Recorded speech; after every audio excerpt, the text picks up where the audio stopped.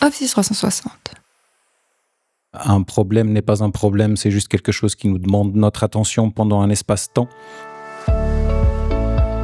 Avec Vocatio, nous sommes à la croisée entre entretien d'embauche et biographie, nous permettant de mettre en lumière nos professionnels capables de relever vos défis. Dans ce podcast, nous explorons leur parcours et leur valeur ajoutée en leur posant des questions ciblées, puis nous vous offrons à chaque fin d'épisode un résumé RH de leur profil. Cet épisode est réservé à Nelson, un professionnel qui, après avoir visé les étoiles dans l'hôtellerie, les sertit désormais dans l'horlogerie. Bonjour Nelson, merci d'être là aujourd'hui. Le but de cet épisode, c'est de vous découvrir un peu mieux professionnellement et de voir qu'est-ce qui vous intéresse et vous motive. Pour ce faire, une première question, on aimerait que vous nous expliquiez pour chaque période de changement dans votre parcours professionnel, quelles ont été la raison de votre choix. Je dirais que 4 facteurs ont été pertinents tout au long de ma carrière pour des changements importants de direction. Qu'il s'agisse d'évoluer dans un nouveau poste, de changer d'employeur ou changer carrément de profession. Mes aspirations personnelles, les circonstances de ma vie, ma capacité d'adaptation et à saisir une opportunité, ainsi que l'ouverture d'esprit et l'habilité à faire converger les 3 premiers points. Je dirais que ce qui vient lier le tout, pour en faire une force motrice, c'est la passion. Dans mon cas, la passion pour le dépassement de soi. Depuis très jeune, je tenais déjà des coups de main dans le restaurant de ma famille, en fait, dans le restaurant familial en dehors des heures d'école. Et du coup, c'est un peu devenu ma passion au fur et à mesure que j'ai développé mes compétences et que j'ai pris de l'assurance. Un peu par hasard, j'ai appris l'existence d'une école hôtelière de prestige proche de la capitale. Et c'est ainsi qu'à 15 ans, j'ai quitté le confort de la maison familiale pour aller suivre mes rêves. Les études se sont très bien passées, j'ai dû les conjuguer bien sûr avec le travail comme je l'ai toujours fait, mais à la fin, j'ai fini par être champion national. Après le concours, effectivement, j'ai eu la chance de représenter mon pays dans des compétitions internationales et j'ai eu l'occasion de voyager aussi pour le travail, de rencontrer des professionnels incroyables et de travailler pour des maisons vraiment de prestige. Ensuite, 2004, je débarque à Genève pour continuer ma formation et j'ai fait l'école hôtelière de Genève, diplômé ES en 2007. Avec le diplôme de l'école hôtelière de Genève, c'était une nouvelle porte vers un nouvel avenir qui s'ouvrait à moi. En fait, le potentiel, il est assez grand. Et avec toutes mes envies, avec toutes mes passions, je commençais à m'intéresser à d'autres choses qui m'intéressaient, comme tout ce qui est technique, donc l'horlogerie, la mécanique, en fait. Et j'ai commencé à lire autant que possible sur le sujet et à m'y intéresser de manière de plus en plus sérieuse. Et donc, c'est un intérêt qu'il y a eu en hobby sur le côté, pas durant le travail. Dans un premier temps, c'était un hobby, mais que j'ai pris au fur et à mesure plus sérieusement. En fait, j'ai approfondi ma lecture sur le sujet, j'ai essayé d'approfondir mes connaissances sur le sujet, je l'ai pris de plus en plus sérieusement, oui, jusqu'à ce que je commence à avoir envie de me réorienter dans cette direction.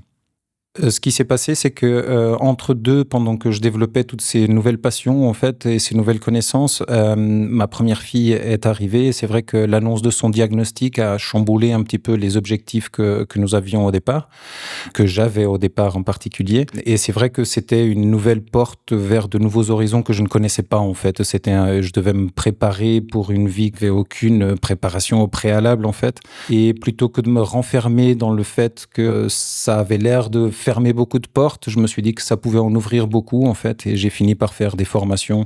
Ce qui paraissait impossible ou trop difficile est devenu en fait une nouvelle manière de me redécouvrir. J'ai fait une nouvelle formation de praticien de la méthode First Step, axée sur le développement de l'enfant. J'ai travaillé avec des enfants à besoins spéciaux également pendant un temps et je me suis concentré sur l'essentiel. Et un jour, un peu par hasard, au détour d'une conversation riche avec un client, une porte s'est ouverte vers le monde de l'horlogerie, que je suis reparti autour du monde dans une toute nouvelle aventure, au sommet d'un art qui me passionne encore plus aujourd'hui que quand j'ai commencé. Vous avez commencé par l'hôtellerie, aujourd'hui vous êtes dans l'horlogerie. C'est quoi la prochaine étape ? Continuer dans l'horlogerie ou changer de nouveau ? Comment vous voyez la suite ? C'est une question de situation de vie, d'objectifs personnels et de savoir aussi être conscient de quelles sont mes compétences. L'hôtellerie, j'ai été très surpris de voir à quel point elle a développé des compétences qui me sont très utiles dans le monde de l'horlogerie aussi, et vice-versa. Et la combinaison des deux, finalement, a ouvert plein d'autres portes que je ne connaissais pas, en fait. Donc aujourd'hui, en tout cas dans l'horlogerie, mais surtout, moi j'ai été dans l'horlogerie dans un milieu particulier, qui est celui des pierres ornementales. Et donc, je suis en train d'essayer de voir toutes les portes que j'arrive à ouvrir dans l'approvisionnement, le sourcing en pierre ornementale, que ce soit pour l'horlogerie ou la bijouterie, et aussi bien sûr l'aspect technique au niveau de l'horlogerie. Revenir en arrière, j'entends vers l'hôtellerie, ce serait un petit peu compliqué. C'est d'autres perspectives. J'aime bien continuer à avancer, et donc j'aimerais voir quelles sont les portes qui arrivent à s'ouvrir encore vers l'avenir, quoi. Vous semblez à l'aise avec le changement et puis les nouvelles idées. Si demain nous vous demandions de repenser complètement un processus que vous connaissez bien, quel serait le premier détail sur lequel vous vous concentriez pour assurer que le changement fonctionne ? Est-ce que vous avez un exemple d'une situation similaire ? Selon moi, le changement, c'est vraiment une des choses les plus difficiles qu'il y a à implémenter dans une entreprise, en fait. Même un département, une équipe, dès qu'on amène quelque chose de différent, il y a toujours plein de questions à se poser, en fait. Donc, s'assurer que tous, les supérieurs, les collègues ou les subordonnés, aient intégré et compris le pourquoi du changement est pour moi primordial. Un exemple concret serait l'utilisation des EPI, donc les équipements de protection individuelle, en fait, dans un cas précis où nous devons les utiliser pour la manipulation de produits chimiques plutôt dangereux. J'avais fait toute une formation sur l'utilisation, sur comment les changer, comment les mettre, comment les enlever, comment manipuler les produits et surtout rester en sécurité. Et à la fin de ma formation, j'avais bien passé un message pour qu'on me rapporte tout commentaire désobligeant qui pourrait venir de collègues. On le sait très bien, ça fait partie du changement justement quand les gens n'ont jamais vu quelqu'un en masque dans un département et que d'un coup il y a quelqu'un avec un gros masque, des filtres, ça peut faire bizarre. Ce que je m'attendais pas, c'est qu'en fait mes collègues m'ont bien rapporté un commentaire un peu désobligeant, mais en fait il venait d'un supérieur. Pas seulement à eux, mais aussi un supérieur à moi, ce qui était un peu compliqué puisque quand le commentaire vient de votre supérieur, vous avez tendance à remettre plus facilement en question la norme qu'on a essayé de vous faire appliquer, en fait. Et c'est un petit peu ce qui s'est passé dans ce cas-là. J'ai pu remarquer qu'en fait, ça a compliqué l'utilisation des EPI par la suite. Vous avez réussi finalement à imposer le changement de manière durable ? J'ai réussi à l'imposer de manière durable, mais j'ai pu voir à quel point ça devient plus compliqué, en fait. Vous avez réussi à faire taire ces mauvais commentaires ? Absolument, mais il a fallu aller parler avec mon supérieur pour faire en sorte qu'il comprenne justement l'importance de son commentaire. On va directement passer à la prochaine question. Comment est-ce que vous assuriez que vos idées elles soient entendues, par exemple typiquement dans cet exemple avant avec le supérieur, et prises en compte même dans une équipe où certains membres occupent beaucoup plus la pièce que vous? Et est-ce que vous pourriez nous illustrer votre réponse ? Oui, alors je dirais déjà que la première chose, c'est d'être conscient de son environnement et des personnalités en présence. Savoir si c'est vraiment pertinent de parler ou de plutôt rester en silence. Il m'est arrivé à plusieurs reprises de constater que ceux qui prennent le plus de place, dans ce cas-ci, le plus de la parole, en fait, dans le cadre d'un développement d'un projet en particulier, ne sont pas forcément ceux qui sont vraiment concernés ou ceux qui vont être impactés par la décision qui aboutira de cette discussion. Donc, dans un premier temps, ce que j'essaye de faire, c'est de donner la parole aux gens qui sont vraiment concernés et qui savent de quoi on traite, en fait, pour faire en sorte que leurs paroles soient entendues. Ensuite, si vraiment mon idée n'est pas entendue ou que mes arguments ne sont pas entendus, j'aime bien prendre le temps de les mettre par écrit pour ensuite les envoyer à tous ceux que ça pourrait intéresser et qui seraient à même de prendre une décision. Et comme je viens d'un milieu qui est plutôt technique, une des choses qui marche assez bien aussi, c'est l'opposition des idées dans la pratique. On fera une analyse à la fin, vérifier laquelle a pris le plus de temps, laquelle est la plus efficace et laquelle amène le meilleur résultat global, en fait. Dans un cas pratique, un supérieur qui venait d'acheter une turquoise, en fait, m'a demandé de confirmer la qualité de celle-ci et j'ai remarqué qu'en fait, il s'agissait de turquenite. Or, la turquenite ne devrait pas être vendue au même prix. J'avais mes arguments à présenter, mais j'ai bien remarqué qu'ils n'étaient pas entendus. C'est très difficile, surtout quand vous êtes avec des supérieurs et que c'est eux qui ont fait les achats. Donc, ça complique un peu l'argumentaire. Donc, arrivé à un moment, la seule chose que je lui ai proposé, c'est d'envoyer la matière en laboratoire pour qu'on ait la certitude. En fait, de toute façon, on ne va pas envoyer une matière à un client si on n'a pas la certitude de ce qu'il s'agit. Il se trouve qu'on a bien fait puisque j'avais raison, mais surtout à partir de là, c'est devenu aussi une règle de base pour tous les achats de nouvelles matières. En fait, on envoyait toujours un échantillon au laboratoire pour les faire tester. Il y a la dernière question encore. Face à un directeur, justement, ou un project manager, qu'est-ce que vous metteriez en avant comme votre valeur ajoutée ?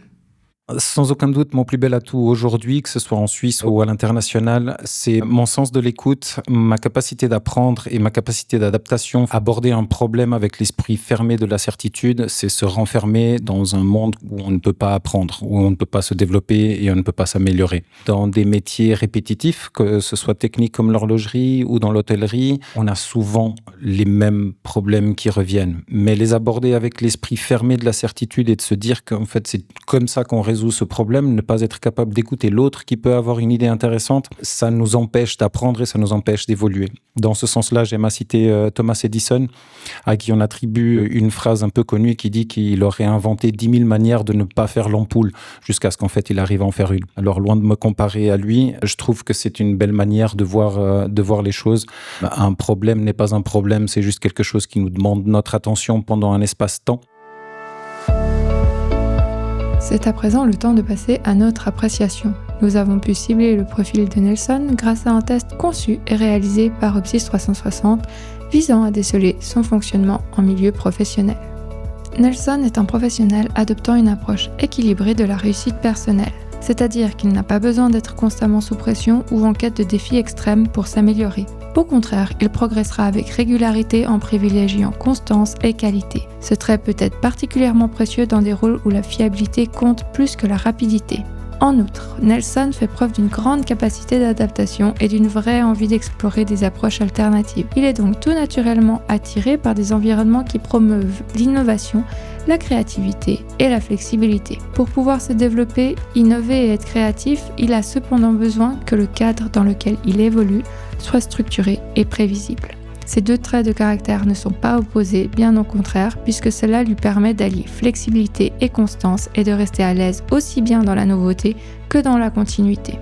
Dans sa manière de communiquer, Nelson recherche la collaboration et fait preuve de tact. Il sait écouter, comprendre les autres et travailler en équipe tout en étant capable de défendre son point de vue de manière calme quand la situation le demande. Enfin, il a un vrai sens du détail. Sa précision et son attention complètent parfaitement son ouverture à l'innovation. Cette combinaison entre créativité et rigueur fait de lui un profil particulièrement intéressant dans des fonctions où il faut à la fois imaginer et exécuter avec exactitude. L'épisode de Vocasio sur Nelson est à présent terminé, mais la carrière de Nelson continue.